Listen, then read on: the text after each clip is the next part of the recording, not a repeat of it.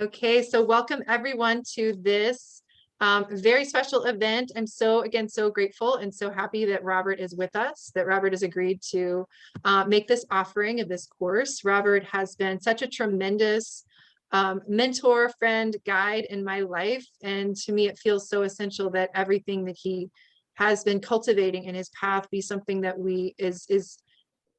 I'm just so happy that it can be shared with all of you. I want to just introduce a little bit of Robert's biography, and there's so much more, but basically Robert has, since a near-death experience in 1973, Robert has traveled around the world as a teacher and a counselor, believing all answers lie within. He acts as an intuitive coach to help people access their own truth in a number of ways through color, sound, Reiki, hands-on healing, body signals, and now a system of attunement to the earth's creative flow. And, all of these tools, what I've been blown away by with Robert has been, all of these layers that come through in his individual sessions, but also the attunement to the earth's creative flow is something that I've been so grateful for his insight around over the years as well. So I'm just going to hand it over to you, Robert, and let you kind of take it from here. It's a pleasure to be here, Tammy. So these are my books, and they're available as ebooks and also used online. And I have a few copies here in Hawaii that I could send to you, mail to you. Body Signals is my first book. That's using the body as a conduit for the soul consciously. So it's my system, or the one that I've channeled, but you can develop your own system of attunement to the soul. What's more relevant today is the second book, The Practical Shaman. And that, when I wrote Body Signals, I talked about a system of attunement to the earth's creative flow. That was a new thing for me in the 90s. And it's kind of grown and developed into what I call the healing grid.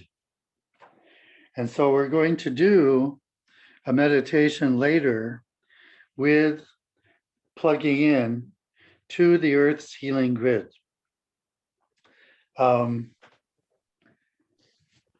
So the topic today is the role of the shaman in the modern world.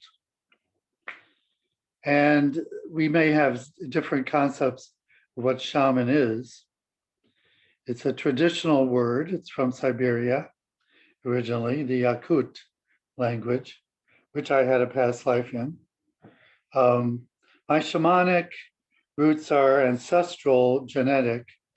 In this life, in this body, my great-great-grandfather was Choctaw Indian in Tennessee.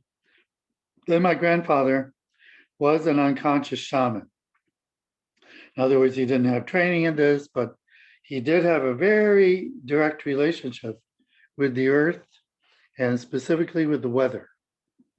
So he was a great gardener, he had a green thumb, and he had a strong relationship with the earth on several levels. He was a Tennessee farmer and a hunter as well. So fishing. So he would, consume the fruits of his labor, animal and plant. To me, it's all about relationship. That's what shaman is. It's someone who works directly with the earth, but also the beings on the earth. So it's not abstract. Gaia is an abstract concept. It's very specific nature spirits, places of power. To me, that's what marks the shaman as someone different from the modern materialist viewpoint. So we're working with the energy behind the form.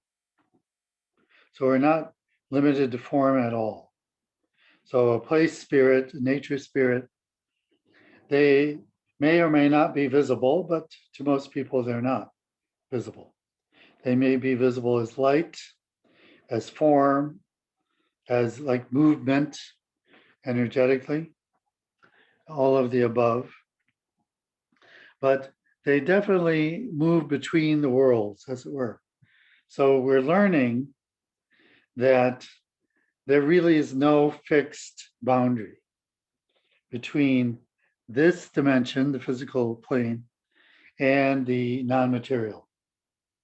And we're kind of learning this from the ground up, literally. Lately, I've been inspired by work on fungi, specifically Merlin Sheldrake, the son of Rupert Sheldrake, who's kind of a New Age physicist. Merlin Sheldrake is a biologist who's into the fungi and understanding the consciousness of fungi and how they have a symbiotic relationship with plants and trees. But what we're on the tip of the iceberg with is the fungi have a deep relationship within us as well. Specifically, I think, with the digestive tract.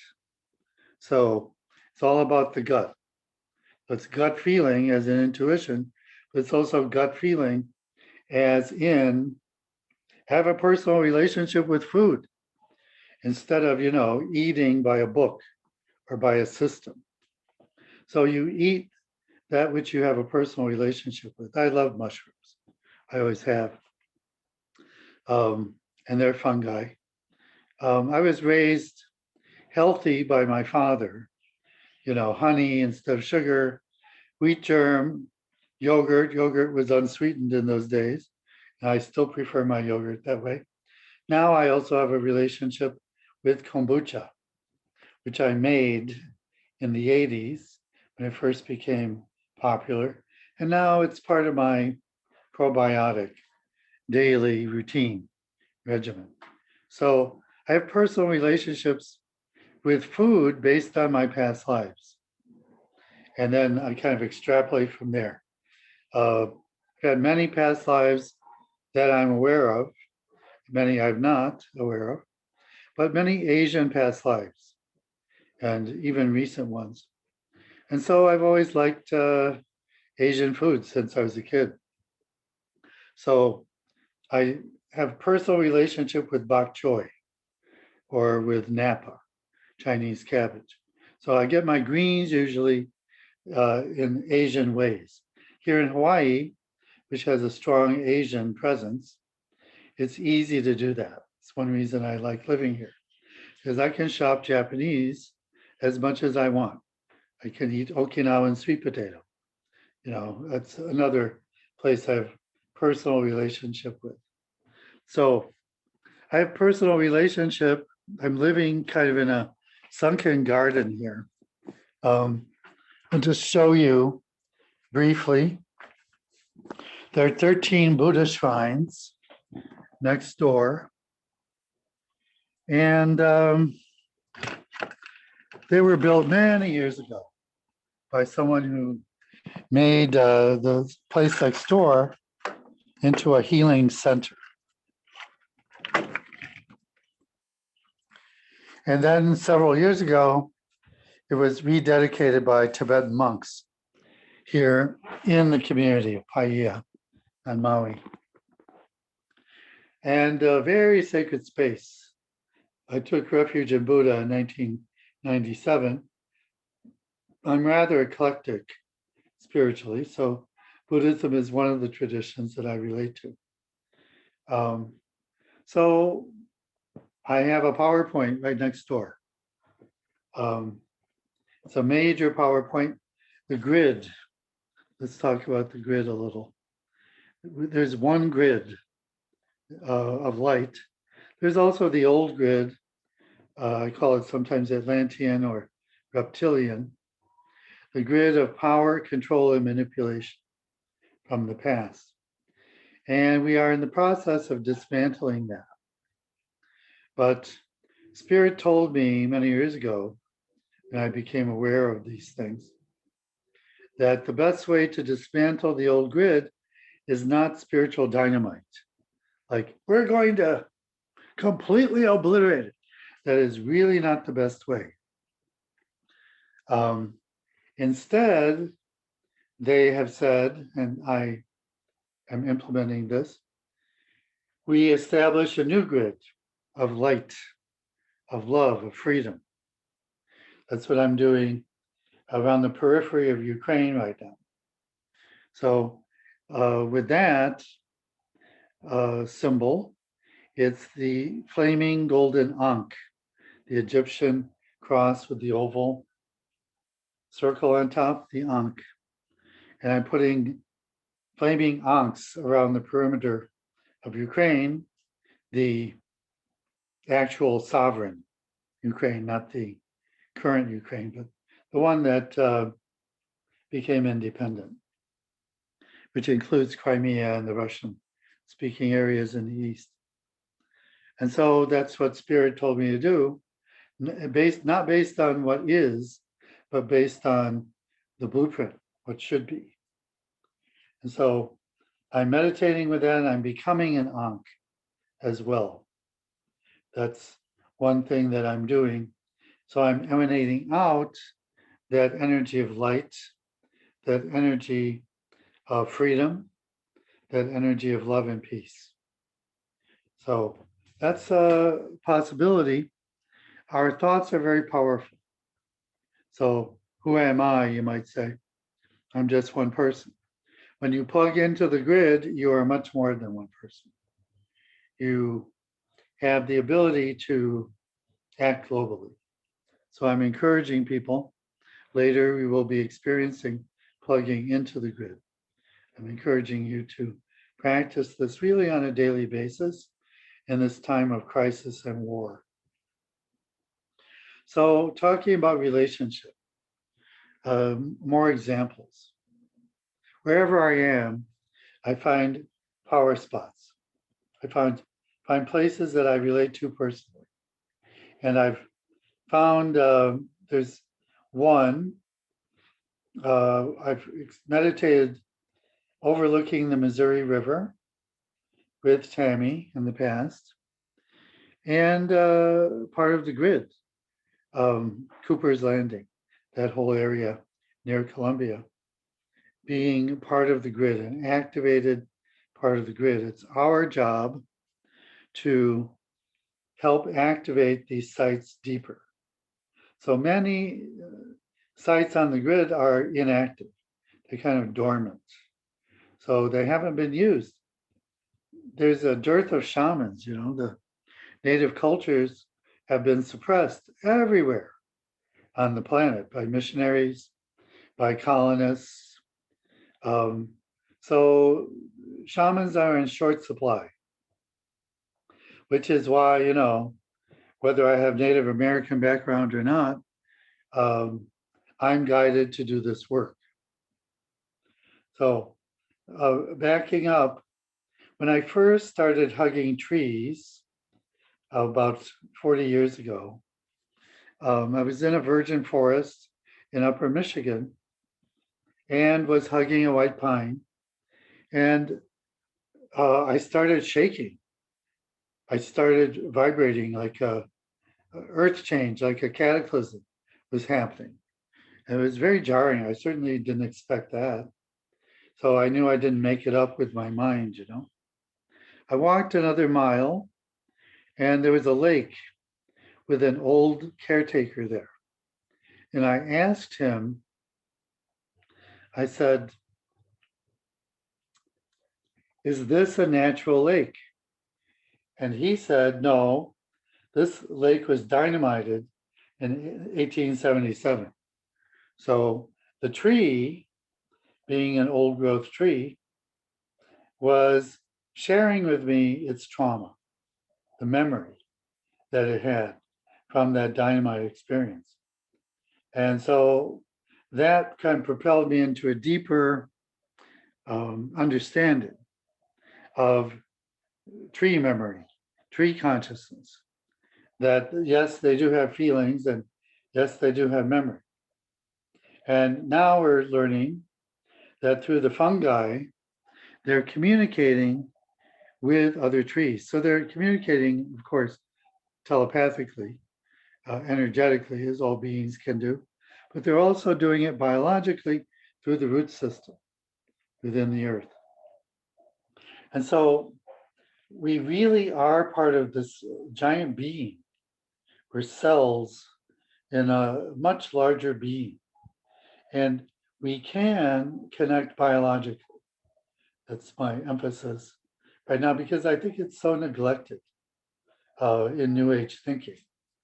We're always talking about, the more rarefied dimensions, the more rarefied energies, non-physical. And so when I got up this morning, I chose vetiver as my oil. That's a root, very grounded. For this particular session I'm doing, I chose the Young Living oil Palo Santo, holy wood from Ecuadorian Amazon, which is extremely powerful as well. And when you're doing shamanic work, this oil is very good to use. There are other oils like Sacred Mountain, also in Young Living, or the vetiver I use is from Thailand, actually, or doTERRA. So, there are other good companies out there. But why would we use essential oil? Because it connects us to the plant kingdom. It connects us to that flow of consciousness. So plants are stationary. They're not mobile as we are, but we can connect with them as they do. They connect through the root system, through the fungi system, with a much, much larger community. I remember being blunt, I had sex with a few redwoods many years ago when I was traveling up the coast of California. So it was a group sexual experience, a complete energy merger. And I really got it. It was like a visual experience that's how they live. They live in this intimacy of shared space, shared vibration. So it was through their root system, but they were experiencing being a part of the community. As the old soul, we need to do that. We need to experience being part of something larger than ourselves.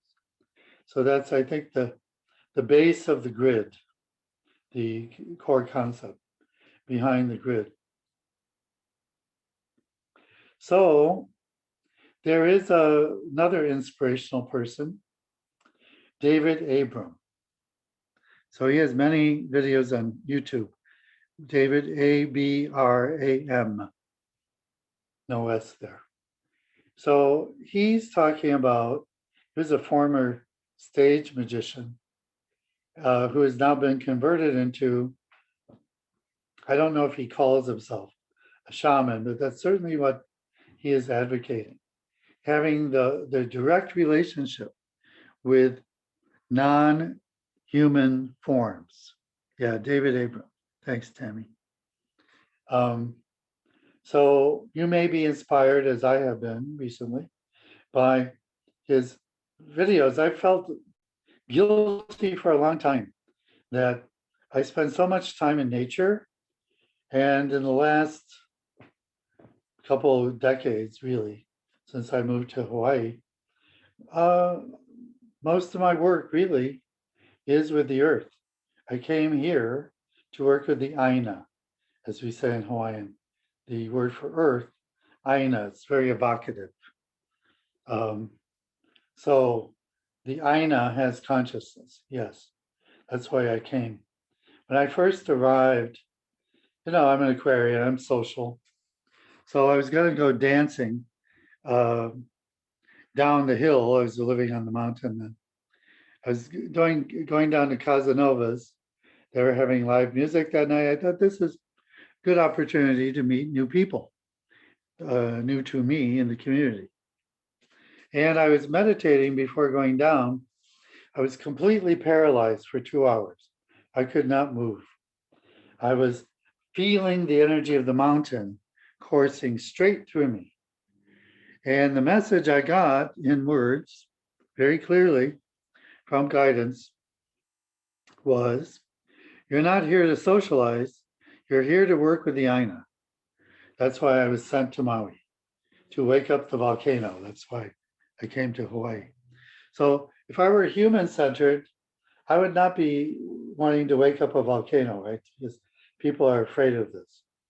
But this is useful in terms of the Earth's breathing. So when the volcano erupts, it's a form of exhalation for the Earth. So it's not about destruction, it's about prana, it's about life force, it's about inhalation, exhalation. So it is not about whether it's convenient for humans or not. I know that I have done work to soften violent storms. In my early days in Hawaii with a friend of mine, we were traveling on the Big Island, and we felt we had to do a ritual with the wind, specifically with the spirit of the wind. And this was very important to do. We didn't know why at the time, but we looked to the south and there was this little black spot. And we were thinking, this is moving this way. What could that be? It turned out to be a major hurricane, Hurricane Aniki, that was on course for Honolulu, where it would have done major damage because there are 1 million people living on that small island. But at the time when we were meditating, the hurricane changed course. It hit Kauai, it still did a great deal of damage, but much less loss of life, much less damage on all levels, because Kauai is not that densely populated. So I knew that we as shamans, weather workers, that we were cooperating with the planet, the big picture, to allow the earth to express itself, but in ways that would be less damaging for humanity. So it is a possibility to soften these things. So we're not really planning on the extinction of humanity. That's really not my goal in doing all this. It may happen, it may not. We will continue in some form, regardless of whether it's in this one or not. But more recently, the hurricane thing, and the meteorologists, as far as they were broadcasting at the time, had no clue. This was the summer before last. We had a hurricane, it was very close to the coast. On the North Shore, we were expecting a great deal of damage because of how close it was to the coast. But for some reason, the flow of the winds was almost totally to the north of the eye. So as far as I know, this is not standard hurricane behavior. And I know that I and other shamans, we were all meditating so that the damage would be reduced. So there was hardly any rain even, much less damage. And so, the meteorologists, the National Weather Service, had egg on its face because it had no idea why that happened. No explanation whatsoever. So that's the power of the shaman. We naturally work in community. So yes, we work as individuals, we would work alone, but we also work in community. So we can work consciously in community, that's good. And we can just also link up through the grid. I just got chills on that, which is validation. So when we tune into the grid, we're automatically tuned into what's in the highest good of the planet. And we're working with other shamans, other humans for that purpose. So David Abram is talking about the need, the human need to have relationships outside our species. Lately, I've rebonded with canines. My best friend was a German pointer when I was a little kid on the farms in northeast Illinois. There still were farms there then. And then I became a cat person for many years.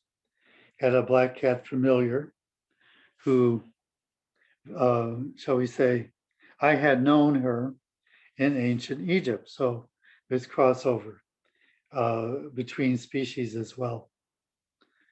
And the need that we have, David Abram is talking about this in his YouTube videos, for forming relationships with other species, rocks, crystals, trees, other animals. So lately, I've been dog sitting for pit bulls. So I've discovered the canine consciousness again. And it's been very satisfying to me. I was hiking in the woods recently on my way to meditate in a power spot that I go to. And this completely white dog, he looked like a Samoyed mix, but total telepathic communication there. Of course, later the humans involved, his humans, apologized, for his behavior. I said, no problem, nice dog. But we were having this telepathic, complete link. And it was very satisfying. I find telepathy, shall we say, satisfying on a deeper level than words. I find it refreshing. So it was really nice to have this communication with this stranger, this dog who showed up, but being completely open, as dogs often are. So when I'm hiking and I meet a human and his or her dog, usually I'll greet the dog, because the dog is more open. The dog really doesn't have agenda, the way that humans do. They often don't carry their trauma of the past, like on their arm, on their sleeve, I guess we say, the way that humans do. So that's an easy way to have relationships with domesticated, so to speak, animals. The cult of the cat in Egypt, I'm very linked to that culture, ancient Egypt. Very easy to access that now. Hathor, the love goddess, with her cow horns of fertility. So we see that in the past there was this merger, this blend of different species forming the gods who were really gods of nature. I was traveling many years ago as a pilgrim in Israel, and that was very deeply satisfying. But when I took the bus to Egypt from Jerusalem, and when I entered Egypt, I could feel the letting go of the monotheism, just letting go into Osiris, Isis, all the gods and goddesses, Horus, the falcon-headed god. It was just so refreshing to me not to have to guard this concept of monotheism.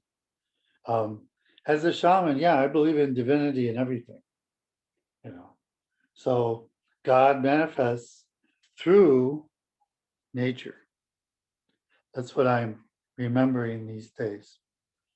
And that's what David Abram's videos encourage us to do, just to be more open for the hawk. This is addressing the concept of power animals. So as an example, hawk as messenger. That's a common meaning. It's certainly true for me. When we get messages from the hawk, when the hawk accesses us.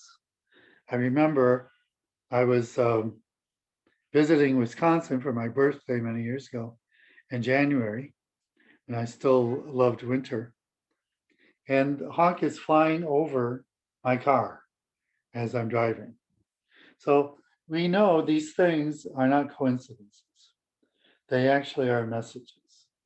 How we interpret them, I think it's best just to be open, not to, you know, read it from a dream book or from the manual on power animals, but really just relax, breathe into it, and see what comes up.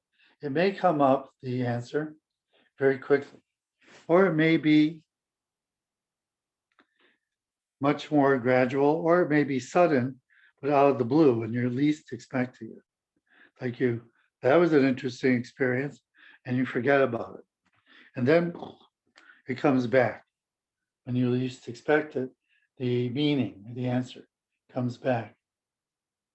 I guess I want to talk a little bit about the ancestors right now. I just got chills on that, as you saw.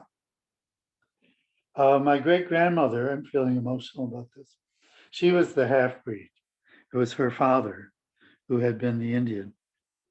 And so, you know, she had shame about that. She was illegitimate, and this is in the post Civil War South, you know, so being biracial and being illegitimate, this was not socially acceptable. So her early life was difficult. Um, but she incorporated that, how to put this, groundedness. And she passed that on to her son and his daughter, my mother. And so I'm grateful for that. But after my mother's death, a little over 3 years ago, um, I guess it's over 4 years ago now. Yeah, so this month, 4 years ago, this happened. I was introducing a cousin of mine to the cemetery where my great grandparents were buried. And my cousin had never been to the cemetery.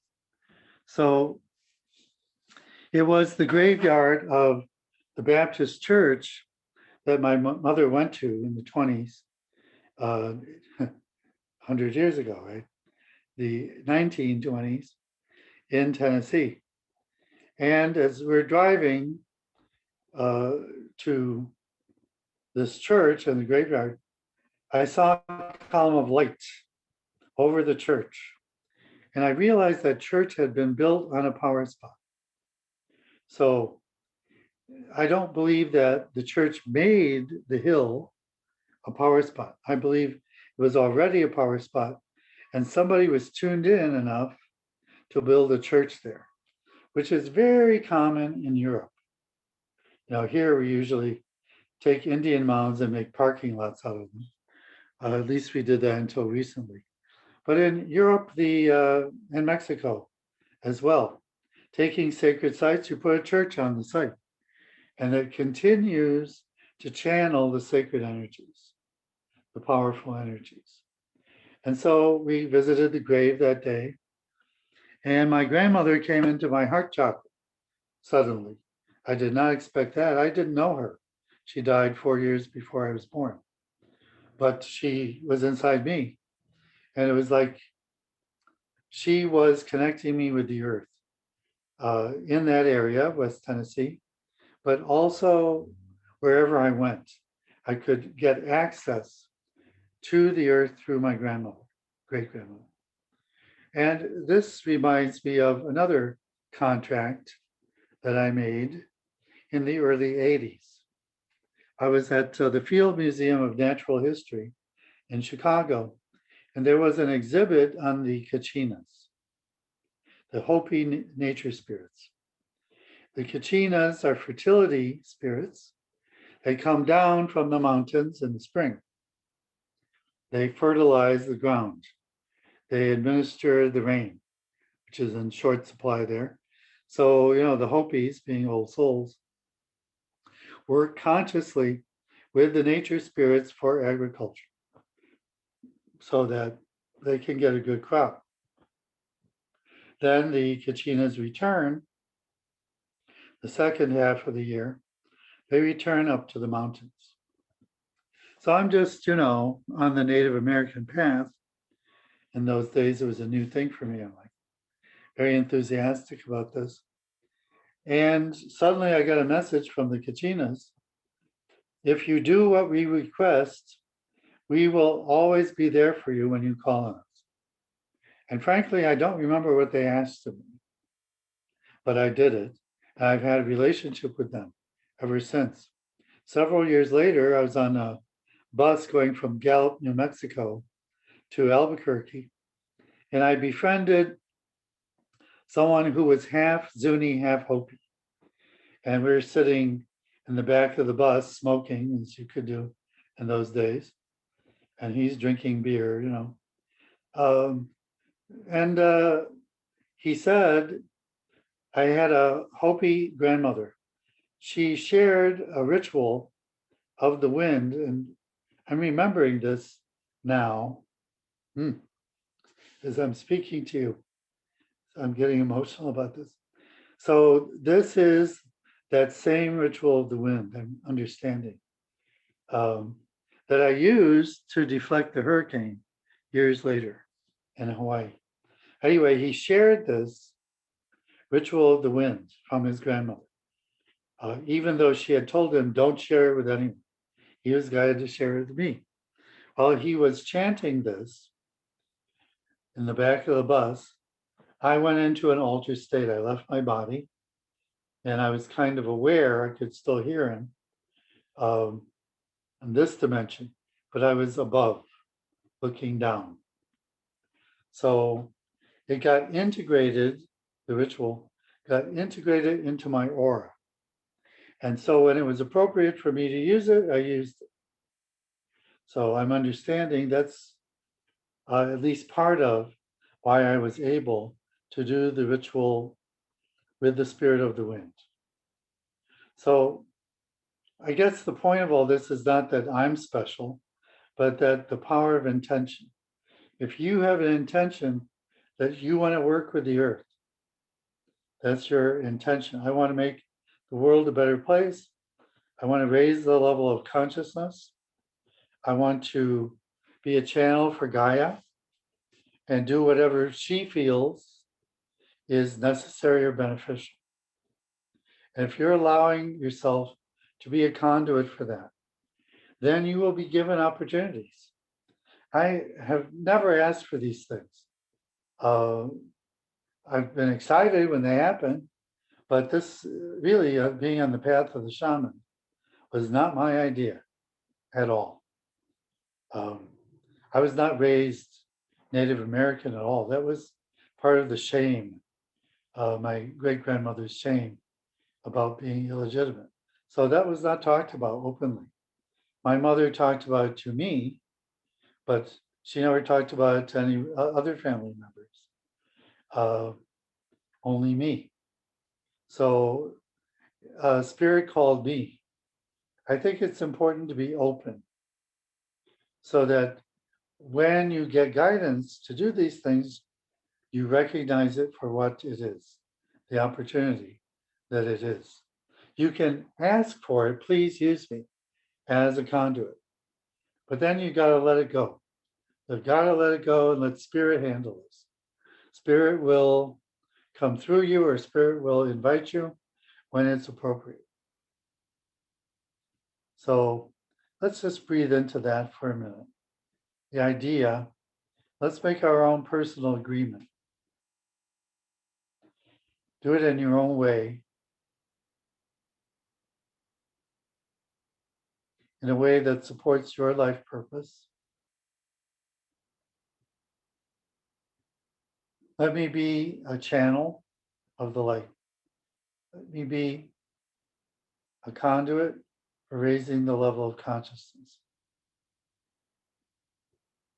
both on the earth and with humanity.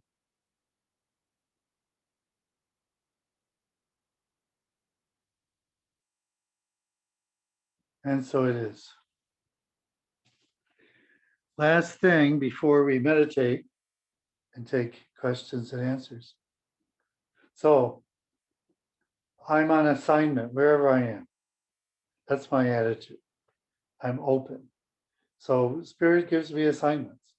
They told me to move here to Maui. I didn't like Maui at that time. It was beautiful, but so touristy. I like the Big Island. The Hawaiian culture is stronger there. But I was sent to Maui because the native culture is weak here. So it needs shamans. That's why I was sent to work here. That's why I still do that. Next month, after being in Cabo for a couple of weeks, exploring power spots in Baja California, I am going to visit the Kachinas again. This time, they want me to go on the res. The Hopi Reservation has been closed to outsiders all during COVID, but they're telling me to go. So either they're opening it now or, I'm to go there anyway, show up. And it's like the tour guide I had at Chichen Itza in Mexico. I asked him about a particular cenote, a particular well I wanted to visit, not the human sacrifice one. I didn't want to go there. But there's another one for fertility. And he said, that one is closed. But he looked me up and down. He said, but you can go, as he read my aura. He knew my intention. So it really is that simple. All we have to do is be open. And then we can know these things. This is not something that you have to painstakingly work on for many years until you can become sensitive to reading somebody's auras or reading someone's intentions. All you have to do is be open, and like attracts like. And so you will meet the people who are on your wavelength. And you also then learn to be open to the non-physical or the extra human, the other species who are working on this level, like that white dog I met in the woods recently. When I was meditating, the two of us were just completely merged energetically. And you know that humans find that very disconcerting when their dog is completely bonded with somebody else, But from the dog's point of view, that's perfectly natural. Why should we be exclusive with our love, So it's a matter of allowing the energy merger to take place. So let's do a 5-minute meditation. Let's connect with the healing grid. And you can imagine that however you like. You can use this flaming ankh concept, golden or red ankh. That's a symbol of protection. You can also use a golden light or any other color that comes to mind.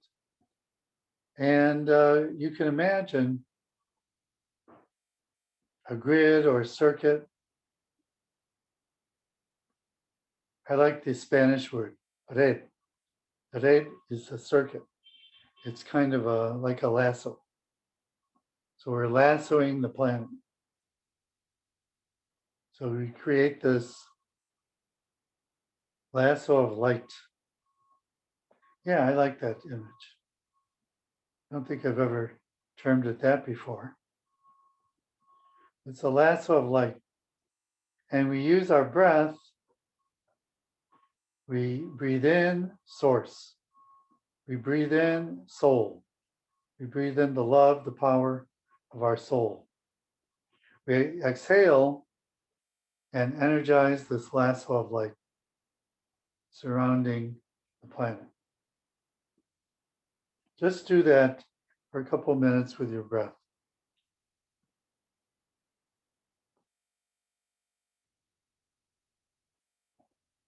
Breathe deeply and slowly.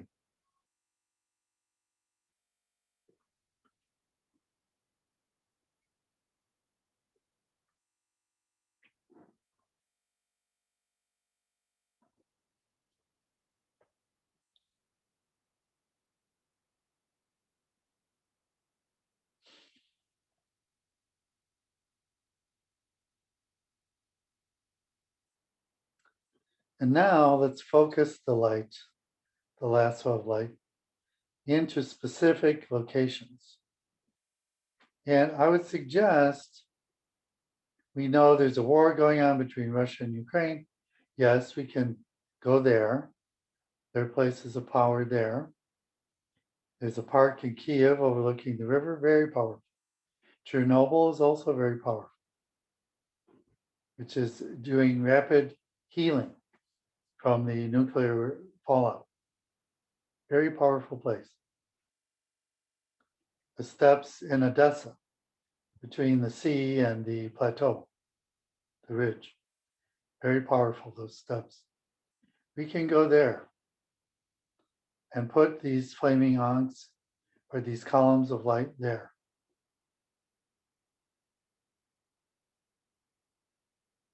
And any other place that you feel needs healing.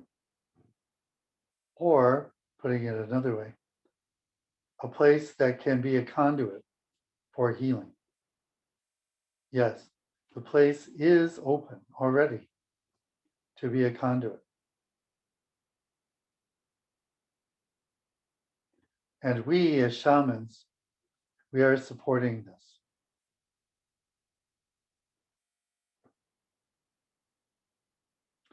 This is something you can do every day. You can do this meditation every day. I encourage you to do it. There's one final piece of it, component. So now let's act locally. Think globally, act locally. So let's choose a power spot that you know personally. This is important, have personal relationship. This is a place that from your childhood that you visited, or this is a place nearby where you live. It could be a temple or church, a quote human-made place, or it could be a natural place like an Indian mound. Whatever it is, it's a place of power. And you put that column of light there. And then you breathe energy exchange between your body and that place. So I don't really care where you're inhaling and where you're exhaling. But on one, the inhale, the energy, let's say the energy is coming to you on the inhalation. Yes. From that local power spot. And then you hold the breath a little bit. On the exhalation, you send the energy back. So you're sending your light back to the power spot, power place. So it's an energy exchange. Just do that. Practice this throughout the day.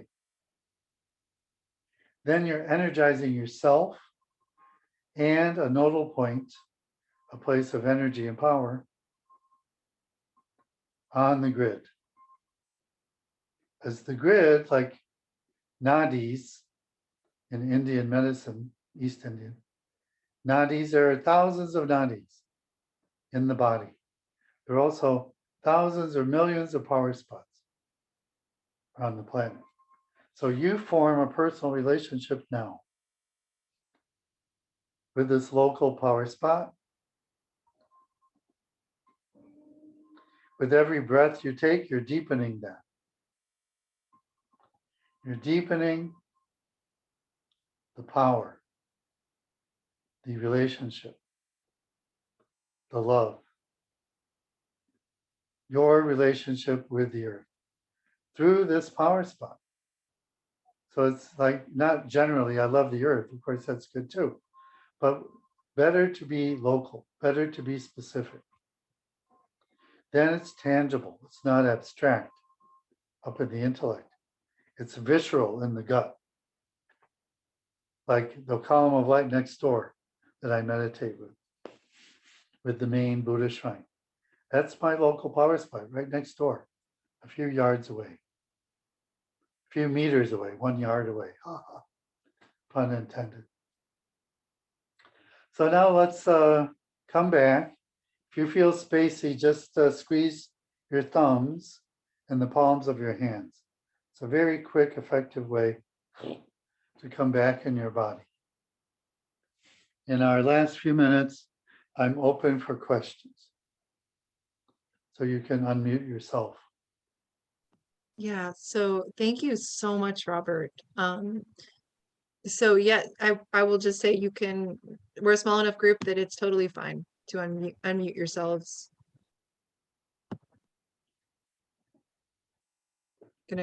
You might put it on gallery, and I'd also invite everyone to go ahead and to put on your video so we can see you, so we can really connect with the community that's here before we close. Unfortunately, I'm on my phone, so that will be a little fragmented for me. But I would Oh, love seeing individuals as they yeah, come up on screen.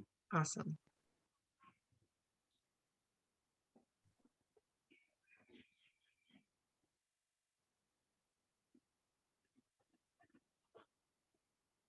Anyone want to share anything? It doesn't have to be a question. It can be a comment.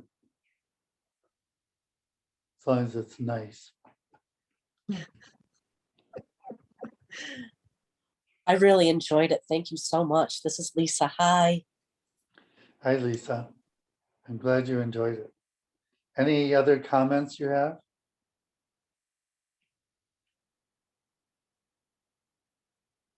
It was just beautiful. And I did take a minute and order your book on Kindle. Great. Oh, the Shaman book? Good. Yes, I hope your mother is enjoying body signals. she is. Thank you. I think it will be very validating for her intuition. I She's think it highly will. intuitive. Yeah. Hi, this is Patty, and I just had a question, trying to get a better sense of how we might identify or feel into a power spot, or with the meditation, were we sort of creating one or connecting to one wherever we are, even if we don't know where it is? Or I guess that attunement to where the power spots are would be how we might become more attuned, would be helpful to understand. So it's really about openness. It's all that is required. And what I'm talking about with the meditation is an already existing power spot. But it's ultimately a moot point whether we create the power spot or it's already there. When I was in Mexico, in Cholula, there was a pyramid that had been covered over by grass. So it looked like a hill. And the Spanish built a Catholic church there. And that Catholic church was very activated for fertility. I happened to, of course, be there while there was a big mass going on with like 500 people for fertility, for that purpose. So the legacy of the Native Americans had transferred to a different culture, but the energy was still going on. So my point is, we are surrounded. The earth is alive. There are power spots everywhere. There are power spots in Manhattan, wherever we are.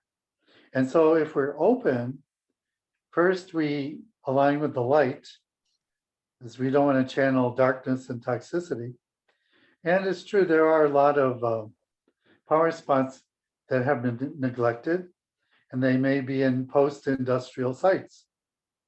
And so as shamans, we can do healing on those sites. But we don't want to necessarily get the toxicity stuck in our auras, So it's a matter of channeling light and then extending our light to meet another point of light. But even in a room, there's a power spot in the room, in each room. This particular room I'm in, it's this lamp over this way. That is the power spot for the room. And how do I know this? Because I'm sensitive. I've cultivated this sensitivity for many years. But the more I meditate, the more open I become. So there is not a formula. However, there is a useful key on this from the book, The Celestine Prophecy, which is like a New Age classic. And he talked about wherever there's more light. So you go, if you have a choice to make about direction, you go in the direction where there's more light. So you might just take a deep breath, open. Where is the point of most light in the room, in the apartment, on the property? And you just like allow your body to move in that direction. But it really is an organic process. It's not a cerebral formula. So it takes practice. So practice finding it by meditating every day with the global grid. And then maybe you start with these famous places. I love Lourdes in terms of Catholic, in terms of Blessed Mother. That's my favorite Catholic site. And when I was there in November, getting dunked, immersed in the healing water of the spring, they said to me, just let the earth heal you. I thought, these are Catholics. It's totally about the healing power of the earth. So that's really what the topic today is in a nutshell. Thank you. Do we have time for one more question? Absolutely, Robert. If you've got time, we do. Hi, Regina. Hi, everyone. I'm Regina. And two things. I'll start out with a plug for New York City, for Manhattan. I know where there's a power spot, and I visited it, I would say religiously, in the sense of going to church for years, many, many years when I lived in Manhattan. And it's at the southern tip of Manhattan. There's a labyrinth there. And I can tell a lot of stories, but I've always felt that southern tip was a Yeah. place of power. I've always, instinctively felt that as well. Thank you for validating that. I also wanted to share that I live in Placitas, New Mexico now. So that's not Hopi territory. And Tammy and I know each other from New Mexico. And I have been told that there are power spots all over Placitas. It's ancestral Pueblo lands, and the Pueblos were nomadic peoples. So it's a lot of different Pueblo peoples that have been here. But I feel very strongly as though the house I'm living in, which is in no way a big fancy house, it's a little adobe house, but it has light and views from all four directions. And I feel like the house is a sacred site, the land it sits on. Does that feel overwhelming to you? Or is it No, joyful? comforting, really comforting. I got very, very sick about 3 weeks after I came here, carrying toxicity from somewhere else, another, also in Placitas, New Mexico, but a toxic environment. And I feel like the house and the land and the light and the views have all aided my healing. And I may be just about ready to move on. I'm not sure. So you're verbalizing some core truths about how we can allow the earth to heal us. So you're acknowledging this, you're showing gratitude, and that is healing in itself. And then you're acknowledging that, yes, my healing is almost complete. Thank you very much. And now I open up for somebody else to come and experience this. So the gift of Gaia to you is this site. The site is a healing site. I'm getting truth on this. When my little finger buzzes, it's truth. That's in my body signal system. And it's buzzing. It's been buzzing since you've been talking. The woman who lived in this house before me, she established contact with, I believe it was a wolf and another animal. I'm not sure what the other animal was, but she wrote books about them, about her contact with those animals. So they're out there in the world of publishing. So again, that site being a conduit, so that the energy, this trans-species, extra human energy coming through, and then broadcasting the energy of power animals to the mass consciousness. So it's definitely, I would call it a portal. That's the term I would use for your land. It's a portal. So I'm glad it feels like it's in balance. You know, sometimes living in a portal can be kind of intense, you know, but this feels like it's calibrated for you. Whoever is living there, the energy calibrates itself for them. Does that make sense? Yes, and the house was designed by a Native American.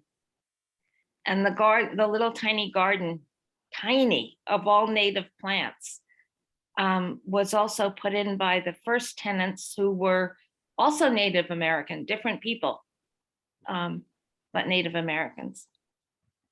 Feels like that whole site has been nurtured step by step, very consciously, and it continues to be. What this is a suggestion I have for you, and then we'll close on that. As you're leaving, or when you feel it's time to leave, ask the spirit of the place, the spirit of the site, what can I give you in thanks? So what can I leave behind for you as I'm moving on? So that you are contributing to the growth and expansion of the light, of the power of the site. Namaste.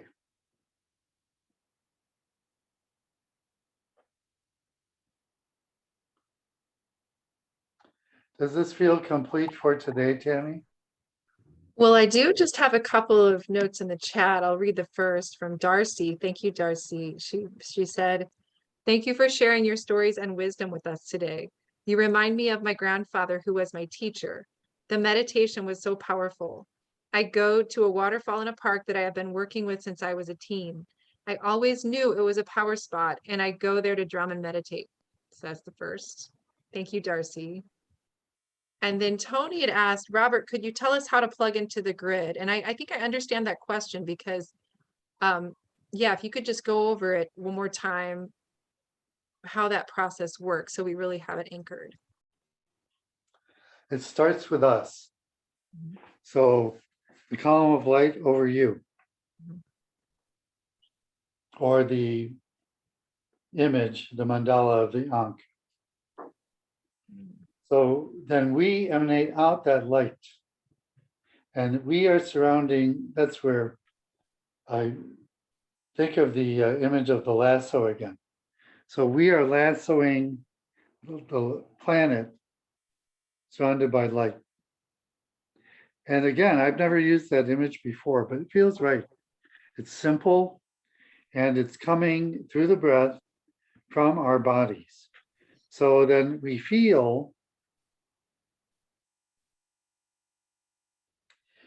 it returning. So 360 degrees is coming back to us. So really, it begins with us and ends with us. Reminds me of a meditation I did on Russian TV. I was paying karma in Russia many years ago. And I brought my crystal ball on the set. And I wasn't supposed to, right? I was supposed to be talking about rebirthing, conscious breathing. But instead, my guide said, bring your crystal ball. So clear quartz. I did, and that's what we did. We did a meditation. 20 million people saw this on the morning show. We surrounded the planet with light from that crystal in the television studio. And then it came all the way around and back. So it's essentially that. You can use a crystal if you want. You don't have to. You can be the crystal. So it's a matter of you start with yourself through the breath. You're creating the grid, right? Once you create it, then you find it's already there. You'll plug in to the already existing grid. So usually, I guess, the common sense approach would be to first plug into the already existing grid, but that feels so big. It's too big. It feels overwhelming. So instead, I would rather that we start with ourselves as one individual of light. And then we create that lasso of light. And then we recognize, oh, there's a grid. There's many other lassos of light. And I can plug into that. That's when we go to these local power spots that we have personal relationships with. That's the local aspect. And the famous power spots like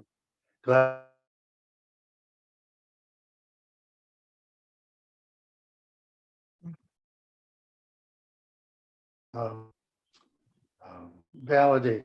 You cut out for a second, Robert. Did you say Glasgow? No, Glastonbury. Oh, okay. But we can acknowledge the places of power as well. It's a matter of degree. It's not, it may be more important for you to work with your local spot because you have a personal relationship with that. You can also develop personal relationship with a site over time, as our friend at Placitas has done. So I hope this answers your question.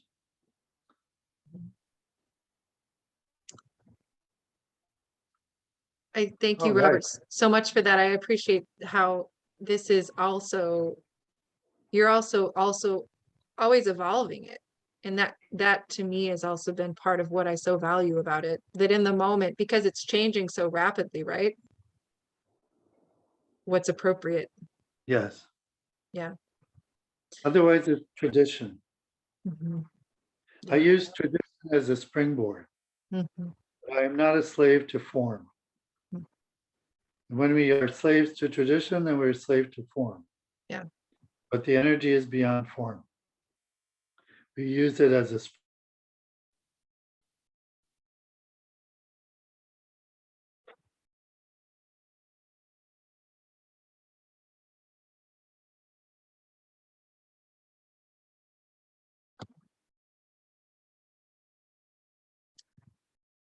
Okay, Robert's cutting out again. Hopefully we'll keep him. Bye, Krista. I see you're leaving. So good to see you. Okay, I think, yeah, if everybody wants to, if they need to go, I think this is, thank you so much for everyone for showing up. Thank you, Robert. This has been lovely to see everyone in the circle.